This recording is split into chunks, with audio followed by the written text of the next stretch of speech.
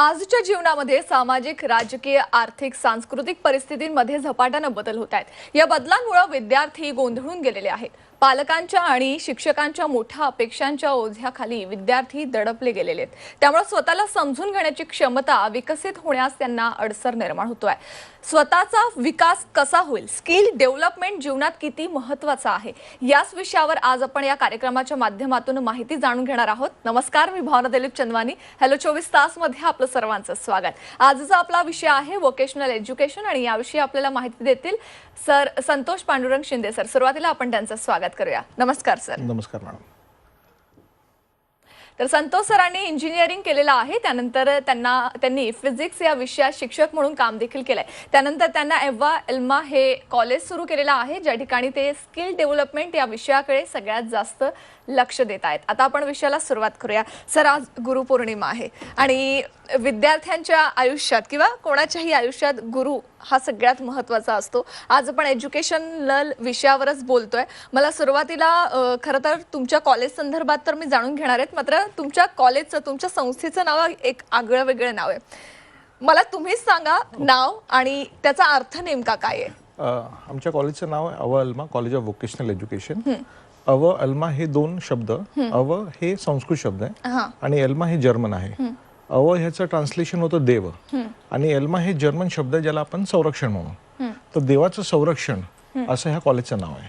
अच्छा, म्हणजे अर्थात नाव देखील तेवढंच सुरेख असं देण्यात आलेलं आहे। सर, आता मला तुमच्या कॉलेज संदर्भात माहिती जाणून घ्यायची आहे। आमचं कॉलेज जे आहे अव्हा अल्मा कॉलेज ऑफ व्होकेशनल एज्युकेशन हे महाराष्ट्र स्टेट बोर्ड स्किल डेव्हलपमेंटला अफिलिएटेड कॉलेज आहे आणि आम्ही त्यामध्ये दोन सेक्टर ऑटोमोबाईल आणि इलेक्ट्रिकल मध्ये 2 वर्षाचा डिप्लोमाचे कोर्सेस ऑफर करतो। निश्चितच। तेव्हा एकूणच तुमच्या कॉलेजमध्ये सगळ्यात जास्त जे फोकस दिलं जातं ते इलेक्ट्रॉनिक्स आणि इलेक्ट्रिकल आणि ऑटोमोबाईल या विषयांवर। तर सर, आता कुठल्याही विषयामध्ये जर एखादा विद्यार्थी अभ्यास करत असेल तर तो हे अनुसरून अभ्यास करतो की येणाऱ्या काळामध्ये म्हणजे भविष्यामध्ये नेमका त्याला काय फायदा होईल, त्या विषयाला येणाऱ्या काळामध्ये नेमका स्कोप किती आहे, या सगळ्या गोष्टी बघून कुठलाही विद्यार्थी असेल तो ऍडमिशन घेईल। तर मला तुमच्याकडून हेच जाणून घ्यायचंय की येणाऱ्या काळामध्ये ऑटोमोबाईल या क्षेत्राला स्कोप नेमका काय आहे। आपण फक्त ऑटोमोबाईल आणि इलेक्ट्रिकल हा दोनच सेक्टरचा न बोलता आपण व्होकेशनल एज्युकेशन पर्स याच्याबद्दल बोलूया। आपण किती शिक्षण घेतलं तर शेवटी अंतर आपल्याला जॉब करायचं आहे। अर्थात आता बेसिकली असं होतं की मुलं ग्रॅज्युएट करून किंवा डिप्लोमा करून नंतर असा विचार करतात की आपण इंटरव्ह्यूला जाऊया। इंटरव्ह्यूमध्ये पहिला प्रश्न विचारला जातो की तुम्हाला एक्सपिरियन्स किती आहे, आणि तिकडे मुलांची कोंडी होते की अरे तू पहिला जॉब तरी दे, नंतर मग मला एक्सपिरियन्स मिळेल। पण व्होकेशनल एज्युकेशन हे असा भाग आहे की जिकडे तुम्ही जो जॉब करणार आहात त्याची ट्रेनिंग तुम्हाला कॉलेजमध्येच दिली जाते। तर त्यामुळे मुलं स्किल्ड होतात, त्यांचं प्रॅक्टिकल ट्रेनिंग कॉलेजमध्ये चांगलं होतं, त्यांचा कॉन्फिडन्स वाढतो आणि अर्थात जेव्हा ते इंटरव्ह्यूला जातात तर much better compare to other students, कारण त्यांच्या स्किल तेवढ्या डेव्हलपमेंट झालेले असतात। सर, आता हा एक वेगळा कोर्स तुम्ही सुरू केला, मात्र जनरली कुठलाही कोर्स नवीन सुरू करताना किंवा कुठल्याही गोष्टीची नवीन सुरुवात असेल, सुरुवातीला आपल्याला अनेक प्रॉब्लेम्स फेस करावे लागतात, अनेक अडचणी येतात। तर मला त्या संदर्भात जाणून घ्यायचंय की हा कोर्स कसा सुरू झाला, काय नेमके विचार होते आणि अडचणी नेमक्या काय काय आल्या। ह्याचे 2 उत्तर होऊ शकतात। मी फिजिक्स टीचर होतो, तुम्ही आधीच माझं इंट्रोडक्शन केलेलं। हे करत असताना मी इंजिनियर पण आहे आणि आपले शिक्षण जे आहे ना हे थिअरी ओरिएंटेड आहे आणि त्यामुळे मुलं पुढे जाऊन ह्याचा प्रॉब्लेम फेस करतात। असं कोणतं तरी शिक्षण, असं कोणतं तरी क्षेत्रात आपण जाऊन मुलांना ट्रेनिंग देणं जिथे मुलांना स्किल हा पार्ट प्राधान्याने मिळू शकेल, ही माझी 2014 मध्ये ओढ लागली जेव्हा मी आपले माननीय प्रधानमंत्री नरेंद्र मोदी यांचा स्किल डेव्हलपमेंट हा पुकारा ऐकला। मी बरेचसे सेमिनार अटेंड केले। इंजिनियर असताना मी स्वतः इंटर्नशिप केले 1 वर्ष। मला खरं कळलं की मला नॉलेज तेव्हा मिळालं जेव्हा मी ट्रेनिंगला गेलो। माझ्या टीचर्सनी फार चांगलं शिकवलं, नो डाऊट, पण ऍक्च्युअल ट्रेनिंग मला शॉप फ्लोअरच मिळालं। तर तो एक एक्सपिरियन्स माझ्याबरोबर होता। स्किल डेव्हलपमेंट जेव्हा आलं तेव्हा मी त्यामध्ये थोडाफार सहभाग घेऊन मी त्यामध्ये काम केलं आणि नंतर कळलं की एक फॉर्मल एज्युकेशनमध्ये मी पाय रुजवायला पाहिजेत, म्हणून मी Maharashtra state board skill development affiliated college सुरू केलं। आणि हे करत असताना 2 गोष्टी फार महत्त्वपूर्ण अशा होत्या की शाळेतल्या प्राचार्य असो किंवा टीचर्स असो यांना व्होकेशनल एज्युकेशन पर्स हे माहितीच नव्हतं। आणि महत्वाची बाब अशी आहे की जसं आपल्या SSC ला सर्टिफिकेट मिळतं बोर्डाचं, 12वी ला बोर्डाचं सर्टिफिकेट मिळतं, तसं स्किल डेव्हलपमेंटचं बोर्ड आहे हे अजून मुलांना माहीत नाहीये. हो अर्थात. आणि त्यामुळे होतं काय, आपल्याला डिप्लोमा माहिती आहे, इंजिनिअरिंग माहिती आहे, आपल्याला मेडिकल माहिती आहे, पण व्होकेशनल एज्युकेशन जे जॉब ओरिएंटेड कोर्सेससाठी एक महत्वाचं बोर्ड आहे हे माहिती नसल्यामुळे मुलांना तिकडे जाण्याकरता जो मार्ग आहे तोच माहीत नसल्यामुळे मुलांची तिकडे कोंडी कशी होते. आणि आपण म्हणतो की मुलं अभ्यासात हुशार नाही आहेत, असं नसतं. प्रत्येक मुलामध्ये एक टॅलेंट असतं, फक्त तो टॅलेंट कोणता आणि त्याला गाईड करणारा गुरु, ह्या दोन गोष्टी महत्वाच्या आहेत. ते जर करू शकलो आपण, ते आता थोडं चित्र बदलतंय, ते जर आपण करू शकलो तर अजून चांगला मार्ग मुलांना मिळू शकेल अशी आशा आहे. निश्चितच. सर आता जसं तुम्ही सांगितलं की डिग्री आहे या संदर्भात मुलांनाच माहिती नाहीये, विद्यार्थ्यांना माहिती नाहीये की नेमकी ही डिग्री कोणती आहे. तेव्हा व्होकेशनल एज्युकेशन हा एक डिग्री कोर्स आहे ज्यामध्ये वेगवेगळ्या स्किल्सवर प्राधान्य दिलं जातं आणि त्यामध्ये आपण जर बघितलं तर सरांच्या कॉलेजमध्ये ऑटोमोबाईल आणि इलेक्ट्रॉनिक्स या विषयाकडे जास्त लक्ष दिलं जात आहे. आणि सर जसं तुम्ही सांगितलं की ह्या विषयासंदर्भात अनेक लोकांना माहितीच नाहीये.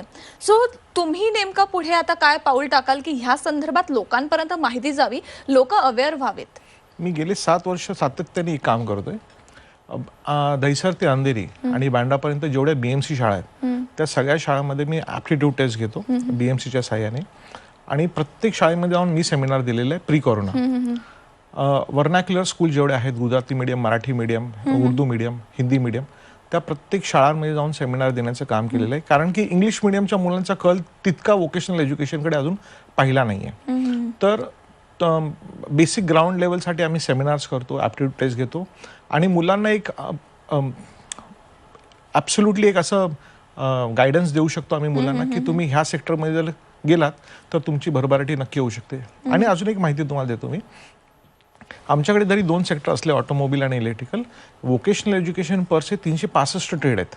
अच्छा. त्यामध्ये ब्युटिशियन एक छोटासा ट्रेड आहे, त्यामध्ये फिजिओथेरपी एक छोटासा ट्रेड आहे, आणि ट्रेड जो आहे ना तो बेसिकली जॉब आहे. अच्छा. म्हणजे जॉबला अनुसरून असलेली ट्रेडिंग जे आहे त्याला व्होकेशनल एज्युकेशन असं म्हणतात. याची माहिती मी मुलांना स्वतः जाऊन देण्याचा प्रयत्न करतो. म्हणजे आतापर्यंत जनरली अनेक कोर्सेस आहेत, कॉलेजेस आहेत, इंजिनिअरिंगचे कॉलेज आहेत किंवा मेडिकलसाठी कॉलेज आहेत, म्हणजे डॉक्टर, इंजिनियर जे काही विद्यार्थ्यांना त्यांच्या आयुष्यात स्वतःला घडवायचं असेल, CA असेल, CS असेल, पण इम्पॉर्टंट सगळ्यात जास्त महत्त्वाची गोष्ट ही असते की तुमच्याकडे स्किल्स काय आहेत. आणि अर्थात आपण बघतोय की ते स्किल्स डेव्हलप करण्याचं जे काम आहे ते तुम्ही करतायत.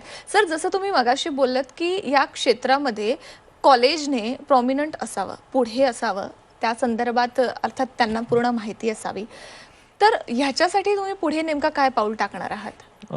माझं महाराष्ट्र गव्हर्नमेंट बरोबर आणि त्या संबंधित अधिकाऱ्यांबरोबर बोलणं चालू आहे की आपण जसं 10वीच्या पोर्टलवरती MCVC किंवा व्होकेशनल बोर्डाची आपण माहिती 10वीच्या पोर्टलवर देतो, तशी महाराष्ट्र स्टेट स्किल बोर्डाची पण माहिती 10वीच्या पोर्टलवर मिळावी ॲडमिशनच्या वेळेला, पहिली गोष्ट. आणि 10वीच्या मुलांचं जेव्हा आपण करिअर गायडन्स करतो शाळेमध्ये किंवा शासनातर्फे जेव्हा होतं, तेव्हा महाराष्ट्र स्टेट बोर्ड स्किल डेव्हलपमेंटचंही नाव त्यामध्ये यावं आणि त्याबद्दल माहिती मिळावी असा आम्ही एक आग्रह आणि आम्ही त्यांच्याबरोबर सातत्याने फॉलोअप करतात. निश्चितच. मात्र सर आतापर्यंत जीही तुम्ही माहिती दिली की या फील्डला स्कोप किती आहे किंवा येणाऱ्या काळामध्ये नेमकं काय करता येऊ शकतं, विद्यार्थ्यांचे स्किल्स वाढवण्यासाठी तुमचं कॉलेज नेमकं काय काय प्रयत्न करतायत या संदर्भात तुम्ही आतापर्यंत माहिती दिली. मात्र सर ह्या सगळ्या गोष्टी विद्यार्थ्यांसाठी होत्या जे कॉलेज करणार आहेत किंवा कॉलेज करतायत, मात्र आता त्यांचं काय जे जॉबला लागलेले आहेत, कारण अजूनही असे अनेक जण आहेत की ते ग्रॅज्युएशन आणि बॅचलर झाल्यानंतर ते वेगळे कोर्स करतात का तर जॉब चांगला मिळावा किंवा जॉब मध्ये सहजरित्या आपल्याला तो जॉब करता यावा. सो आता जे जॉब जॉईन झालेले आहेत त्यांच्यासाठीही काही पर्याय उपलब्ध आहे का? ॲब्सोल्युटली, त्याला आपण अपस्किलिंग म्हणतो. अच्छा. की मी ऑलरेडी फॉर एक्झाम्पल एक जॉब करतोय, पण त्यामध्ये I have reached a saturation. त्यानंतर पुढे जर मला ग्रोथ हवी असेल तर I need to learn more skills compared to the same into the same sector, तर त्याला अपस्किलिंग असा एक टर्म वापरला जातो. तर महाराष्ट्र स्टेट बोर्ड स्किल डेव्हलपमेंटचे पार्ट टाइम कोर्सेस देखील आहेत, 6 महिन्याचे कोर्सेस देखील आहेत ज्याच्यामध्ये अपस्किलिंग होऊ शकतं आणि जे पण ऑलरेडी जॉबला आहेत त्यांना एक नेक्स्ट लेवलचं स्किल डेव्हलपमेंट मिळू शकतं. ह्याच्यामध्ये अजून एक गोष्ट तुम्हाला सांगू इच्छितो मी, फार महत्त्वाची गोष्ट आहे. भारत हा देश 1995 पासून 2001 पर्यंत ना आपण बऱ्याच मटेरियल आपण एक्सपोर्ट केलं. सगळ्यात महत्त्वाची गोष्ट जी आपण एक्सपोर्ट केली दॅट वॉज सॉफ्टवेअर इंजिनियर्स. आणि प्रत्येक आपल्या भूतळावरती कुठलाही देश असतो तिकडे एखादा भारतीय तुम्हाला मिळेल जो सॉफ्टवेअर इंजिनियर आहे. पण ते सॉफ्टवेअर इंजिनियर जे झाले ना ते सगळे सॉफ्टवेअर इंजिनियर आधी नव्हते. ते मेकॅनिकल इंजिनियर होते किंवा केमिकल इंजिनियर होते किंवा इलेक्ट्रॉनिक्स इंजिनियर होते. नंतर त्यांनी C++ लँग्वेज शिकले, त्यामध्ये प्रभुत्व मिळालं, नंतर ते सॉफ्टवेअर इंजिनियर झाले. तर आता असं न करता आपण असा विचार करूया की आपण सॉफ्टवेअर इंजिनियर जे आता एक्सपोर्ट केले, आता आपण प्लंबर एक्सपोर्ट करूया, वेल्डर एक्सपोर्ट करूया, फिटर एक्सपोर्ट करूया, इलेक्ट्रिशियन एक्सपोर्ट करूया, ऑटो इंजिनिअरिंग टेक्निशियन एक्सपोर्ट करूया, फिजिओथेरपिस्ट आपण एक्सपोर्ट करूया. आणि ती काळ आता आय फील सो की 2025 नंतर तो काळ येईल. आपण करोनामध्ये आपण जेव्हा हे करत होतो, करोनामध्ये आपल्याला सगळ्यात जास्त कुठल्या गोष्टीची खंत होती की आपल्याकडे नर्सेस नव्हते, आपल्याकडे डॉक्टर्स कमी होते, आपल्याकडे मेडिकलशी रिलेटेड जेवढे लोक होती ती कमी होती. आणि नंतर मग शासनाने आपल्याला स्किल डेव्हलपमेंट थ्रू लोकांना जमा करण्याची हे केली, आपण प्रयत्न केला. तसाच प्रयत्न आता प्रत्येक सेक्टरमध्ये करणं फार गरजेचं आहे. निश्चितच. तेव्हा आपण बघितलेलं होतं की स्किल्स कमी असल्या कारणाने किंवा आपल्याकडे एकूणच मी असं म्हणू शकते की एम्प्लॉय पॉवर कमी असल्या कारणाने कोरोनाच्या काळामध्ये आपण अनेक क्रायसिस जे होते ते फेस केलेले होते. सर, आता येणाऱ्या काळामध्ये आपण बघतो की विद्यार्थी हा आपल्या देशाचा भविष्य आहे असं म्हटलं जातं. सो तुमचं काय विजन आहे येणाऱ्या काळामध्ये विद्यार्थ्यांनी कसं तयार व्हावं, त्या विद्यार्थ्यांना अनुसरून तुमचं कॉलेज काय करते, येणाऱ्या काळामधला तुमचा विजन काय असेल, मला त्या संदर्भात सांगा. हा प्रश्न मी 2 भागामध्ये हे करेन. मुलांनी काय केलं पाहिजे, पालकांनी काय केलं पाहिजे आणि गव्हर्नमेंटनी काय केलं पाहिजे. गव्हर्नमेंटनी पहिली गोष्ट स्किल डेव्हलपमेंट ह्या गोष्टीला प्राधान्य दिलं पाहिजे प्रत्येक सोशल मीडिया वरती, प्रत्येक ठिकाणी. सेकंड, जसं शासनाने स्किल डेव्हलपमेंट प्रायव्हेट सेक्टरला अप्रोच केलेला आहे, तसं प्रत्येक शाळेमध्ये स्किल डेव्हलपमेंट कोर्स आता सुरू होणार आहे नॅशनल एज्युकेशन पॉलिसी थ्रू. तो एक महत्त्वाचा भाग आहे. पालकांनी ह्याची दखल घेणं फार गरजेचं आहे, कारण की 5वीतला विद्यार्थी पालकांनी सांगितलेलीच गोष्ट करणार आहे, 8वीतला विद्यार्थी पालकांनी सांगितलेलीच गोष्टी करणार आहे. तर पालकांना ओरिएंटेशन देणं हे शाळेचं जे महत्त्वाचं कार्य आहे ते शाळेने हातात घेतलं पाहिजे, कॉलेजने हातात घेतलं पाहिजे. आणि हे करत असताना सायमल्टेनियसली इंडस्ट्री आज इंडस्ट्रीला सगळ्यात जास्त मॅनपॉवरची गरज आहे. प्रत्येक इंडस्ट्रीला ह्युमन रिसोर्सची गरज आहे. तर इंडस्ट्रीनी देखील ह्याच्यामध्ये थोडा सहभाग करावा असं मला वाटते. करतच आहेत, त्याला अजून थोडी जोड मिळाली एज्युकेशन क्षेत्राला आणि स्किल डेव्हलपमेंटला तर अजून चांगलं काय होऊ शकेल. सर, आता जसं तुम्ही म्हटलं की ह्या सगळ्या गोष्टी आहेत ज्या बदलणं गरजेचं आहे. पण हे झालं विद्यार्थी आणि गव्हर्नमेंट संदर्भात किंवा पालकांसंदर्भात. तुम्हाला अशी एक संधी मिळाली की ज्याच्यामध्ये तुम्हाला काही बदल करता येतील, तर तुम्ही काय बदलाल? आपल्या सेंट्रल गव्हर्नमेंटने एक चांगलीशी वेबसाईट सुरू केली, apprenticeship.gov.in वर. प्रत्येक 10वी झाल्यानंतर मुलांनी त्याच्यावर रजिस्टर होणं फार गरजेचं आहे. प्रत्येक एम्प्लॉयर, मग तो एखादा किराणा माल असो किंवा टाटाच असो, त्यांनी स्वतः त्याच्यावर रजिस्टर होऊन जेवढे जॉब प्रोफाईल्स अवेलेबल आहेत ते त्याच्यावर रजिस्टर करणं गरजेचं आहे. आणि ह्याचा इंटरफेस गव्हर्नमेंटच्या हातात राहणार आहे, कंट्रोल हातात राहणार आहे. ह्याचा एक किती इम्पॉर्टंट वेबसाईट आहे मी तुम्हाला सांगतो. फॉर एक्झाम्पल, एखादी कंपनी ज्यांना पंजाबमध्ये किंवा गुजरातमध्ये इंडस्ट्री टाकायची, तर त्यांना ह्युमन रिसोर्स शोधणं फार डिफिकल्ट होऊन जातं. पण apprenticeship.gov.in वरती जर गुजरातमधले किंवा महाराष्ट्रामधले किंवा कर्नाटकमधले सगळे विद्यार्थी, सगळे ह्युमन रिसोर्स जर लॉग इन झालं आणि मी सांगितलं फॉर एक्झाम्पल की मी ऑटोमोबाईलचा ट्रेनर आहे आणि I am available for a job, तर प्रत्येक इन्स्टिट्यूटला, प्रत्येक एम्प्लॉयरला माहीत पडेल की एक ट्रेनर अवेलेबल आहे, एक टेक्निशियन अवेलेबल आहे, एक CEO अवेलेबल आहे, एक मॅनेजर अवेलेबल आहे, एक पेंटर अवेलेबल आहे. सो अवेलेबिलिटी ऑफ रिसोर्स एका ठिकाणी होईल. आणि ते जर झालं ना तर एम्प्लॉयरला बेनिफिट आहे ह्युमन रिसोर्स फाइंड आउट करण्याकरता, आणि ह्युमन रिसोर्सला बेनिफिट आहे एम्प्लॉयर फाइंड आउट करण्यासाठी. खरं म्हणजे सगळी माहिती जर एकाच ठिकाणी आली तर त्या मॅनेजमेंटला किंवा त्या ऑर्गनायझेशनला Absolutely. आणि त्या एम्प्लॉयला ज्याला खरं तर जॉबची गरज आहे त्यांना देखील फायदा होईल. निश्चितच सर, खरं तर ही आपली चर्चा अशीच सुरू राहणार आहे.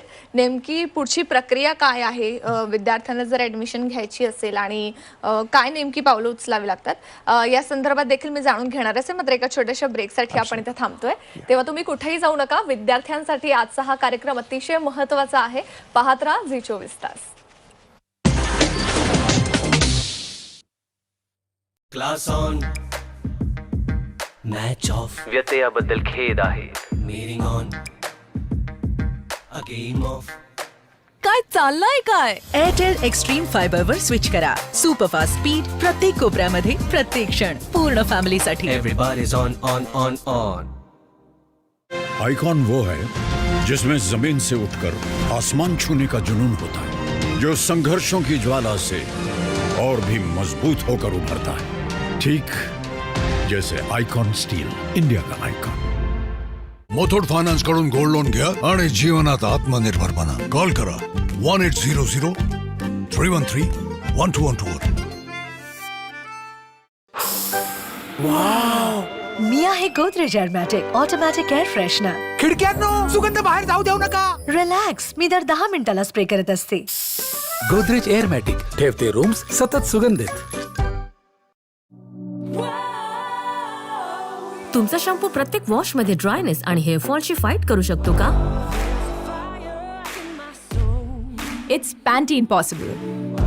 नवीन पॅन्टीन 2 in 1 म्हणजे शॅम्पू आणि कंडिशनर इन 1. ड्राय केसांना नरिश करतो आणि बनवतो मजबूत. म्हणजे हेअरफॉल होईल कमी ऑल द वे. ड्रायनेस आणि हेअरफॉल यांची चिंता नाही. It's Pantene possible. ठेवींवर आकर्षक व्याज व सुरक्षितता. अपंग विधवा माजी सैनिक ज्येष्ठांना 10% जास्त व्याज. 10 लाख सभासदांचा विश्वास. श्री रेणुका माता अर्बन. पण बाबा, माझी सीएची परीक्षा तुम्हाला तर माहिती आहे, ते माझं स्वप्न आहे. तुझा तुझ्या बाबावर विश्वास आहे. हो बाबा. मग बघ, तुझ्यासमोर एवढी सुख येते की ती घेण्यासाठी तुझे दोन्ही हात अपुरे पडते. दोन्ही हात अपुरे पडते. आजीचा आहे हा चिकन मसाला, जो चाखून राहील तो चाखतच राहील. इडली डोशाशी खूपच छान. पोळी पराठ्याची चव वाढवते. ब्रेड बरोबर तर वाह वाह वाह वाह. आयटम कितीही असो, वापरा आजी चिकन मसाला. आजी चिकन मसाला. भास्करची आई ना तिथे राहते. वर्ल्ड टेलिव्हिजन प्रीमियर मध्ये 17 जुलैला पहा बळी. भास्करची आई म्हणजे एलिझाबेथ. एलिझाबेथ मला पण बरं करेल.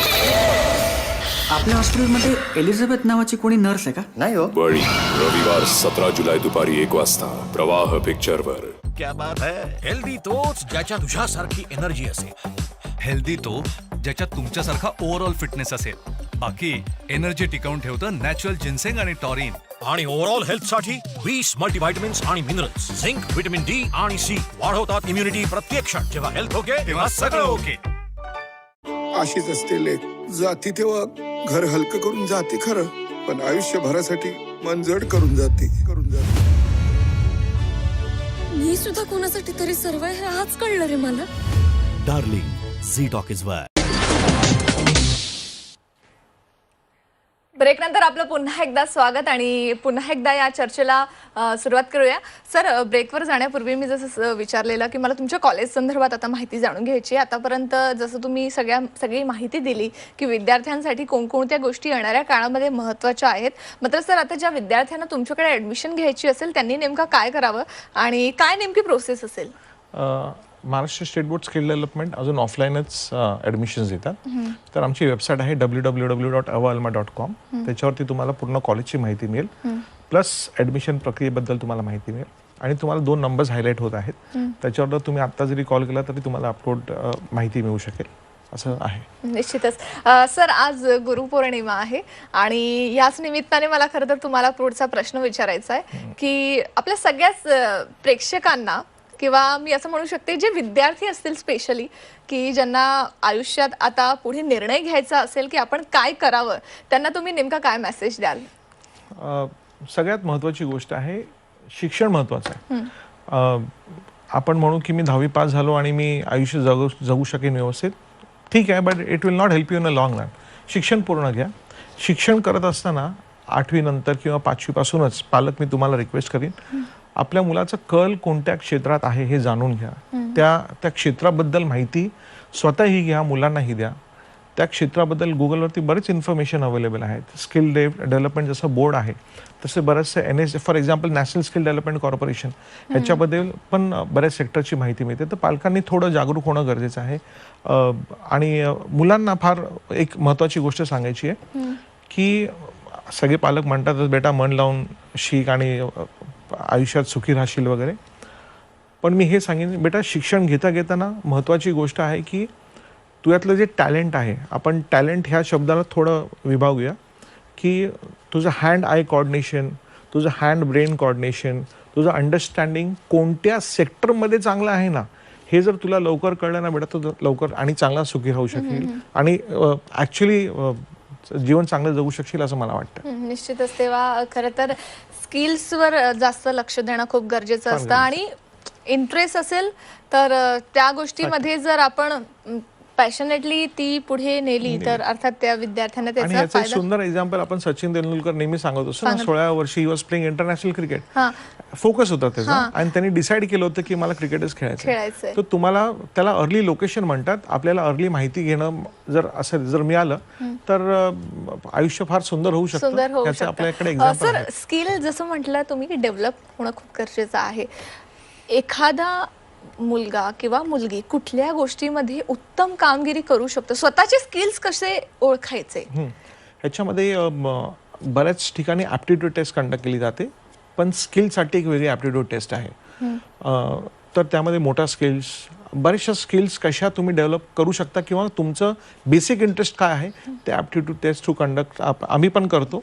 आमच्या वेबसाईटवर जर तुम्ही गेला तर तिकडे फक्त एक ॲप्टिट्यूड टेस्ट म्हणून एक आयकन आहे, क्लिक करा. एक 300 प्रश्न आहेत, तर तुम्हाला कळेल की तुम्ही बेंच जॉबसाठी बेस्ट आहात की फील्ड जॉबसाठी चांगले आहात, आणि फील्ड जॉब असेल तर कोणता फील्ड जॉब घेणं तुमच्यासाठी सोयीस्कर आहे. निश्चितच सर. तेव्हा खरं तर आज विद्यार्थ्यांना खूप चांगलं असं मार्गदर्शन तुम्ही केलेलं आहे आणि निश्चितपणे हे मार्गदर्शन त्यांच्या येणाऱ्या काळामध्ये कामी येईल. तुम्ही आलात आणि इतकी महत्त्वाची माहिती दिली त्यासाठी खूप खूप धन्यवाद. धन्यवाद. Thank you very much. तेव्हा अर्थात विद्यार्थ्यांना एक चांगली संधी आहे, ही संधी सोडू नका. निश्चितपणे या संधीचा फायदा घ्या. या कार्यक्रमात मी आता इथंच थांबते. त्याच्या बातम्यांसाठी पाहत राहा फक्त झी 24 तास आणि राहा एक पाऊल पुढे. नमस्कार.